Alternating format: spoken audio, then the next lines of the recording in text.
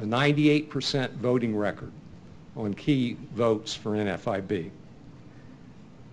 No tax increases. Received a yes vote. But most importantly, Pat has character and resolve. What he says is what he will do. And I'm pleased to announce that NFIB has endorsed Pat Toomey to be the next senator from the Commonwealth of Pennsylvania. Thank you very much, Lucian. Thank you for your kind words, and thanks to all of you for having me here today. And most of all, thank you for the endorsement of my candidacy, for the expression of support and cooperation and solidarity. I'm very grateful, and it means a lot to me as a former NFIB member, as Lucian observed. I did spend 10 years as a small business owner. My brothers and I took all the savings that we had, which wasn't terribly much, but it was enough to just barely launch a little restaurant business. And we did in Allentown, Pennsylvania. We later expanded to Lancaster. And there's no experience in my life that was more informative for me, from which I learned more, and which I cherish more than the experience of launching our own business and seeing it grow. And I'll be honest with you, many a night worried about whether we'd be able to make payroll on Friday. But somehow we always managed, and the business grew and it prospered. And you know, I took a lot of satisfaction from seeing the kind of folks that we were able to create opportunities for. You know, young men and women going to college who worked on the side in my restaurant as a waiter or a waitress, helped to defray some of the costs of going to college. People coming out of high school who had never had a job before, but learned to work in a kitchen and learned some skills, were able to advance themselves and become more productive. And people who took a management role and were able to advance their career and support their families. So I understand from a very, very firsthand and personal experience the invaluable role that you as small business owners and entrepreneurs, the opportunities that you create. And it's a big part of why I'm running for the Senate. I have to say I do believe that the federal government in Washington has gone off very much on the wrong path here.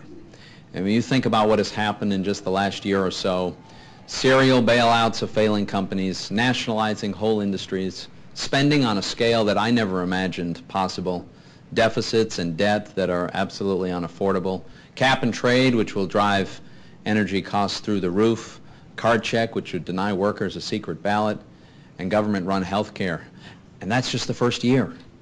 This is a government that's gone off the tracks. But I am very confident that the people of Pennsylvania really don't want us to move in this direction. This leftward lurch in the direction of a European-style welfare state was not right. It's not meant for America. It's not what we're about.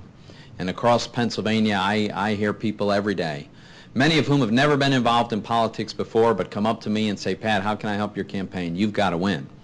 We've got to take back our country. We've got to take back our government. We've got to restore the principles that helped make us the greatest, most successful, most prosperous, most wonderful country in the history of the world. And the fact is, it didn't happen because government made it happen. You know, no government's ever created wealth. Governments can destroy wealth, and governments can redistribute wealth. But wealth and opportunity and prosperity and a rising standard of living and higher wages, those things have always and only come from ordinary men and women who get up every day and go to work. And they make the things that we value, and they provide the services that we need. It's the voluntary exchange of free people in a free society that's lifted more people out of poverty and created a better standard of living than any other system in the history of the world. And it's certainly not too late. And we still have the core of that system, and we've got I think, a misguided government that's in control by one party, which has been captured by the most liberal wing of that party. And I think too many in that wing don't really have an appreciation. Often they don't have any personal experience. They don't understand where jobs and opportunity really come from. But I do, and I know you do. And I intend to go to Washington and do the kinds of things that will help to encourage the real sustainable job growth in the private sector. Let me say one quick thing if I could, and then I'd be happy to take questions and have a discussion here. But one of the things that worries me a great deal, and while the health care bill has been on the front page for a long time, and understandably so, I think it's a profoundly flawed bill, but we can't lose sight of the huge problem that's being created with the magnitude of spending. This is a very, very big worry for me. You know, for about 60 years in America, the federal government spent on average about 20% of the GDP of the country, with remarkably little variation regardless of who was in power. In 1 year, this government took that to 25% of GDP.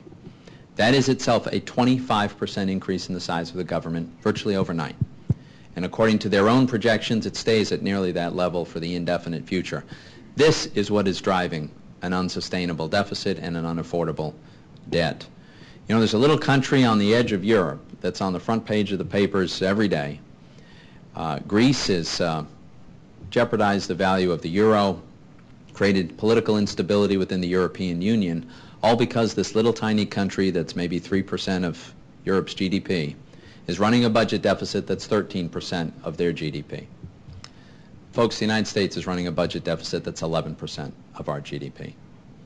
When Ronald Reagan left office, the total debt, the accumulated deficits from all the previous years, the total debt was about 40% of GDP.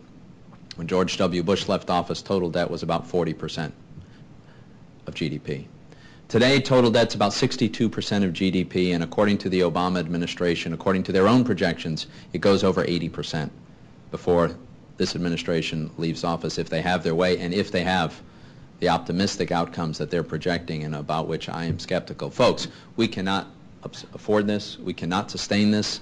This will cost us an enormous amount of economic growth, and it will deprive our kids of achieving the kind of standard of living that they deserve. So we've got to change the direction. That's all. We got to win some elections to do that, and I'm confident we're going to. But you know, I learned firsthand where opportunity comes from as a small business owner, a lesson that you all know very, very well. And I am determined to go to Washington and to end the bailouts of failing companies, to get spending under control, to lower taxes where we can, to help encourage entrepreneurs, to take risks and to create jobs and create opportunities. But at the end of the day, we need to remember, prosperity is driven by the private sector. And that is going to be the source of the growth that will get us out of this economic recession. And if we remember that, and we remember the source of economic prosperity, then the 21st century can be another great American century. So thank you very much for your endorsement, and I look forward to your questions.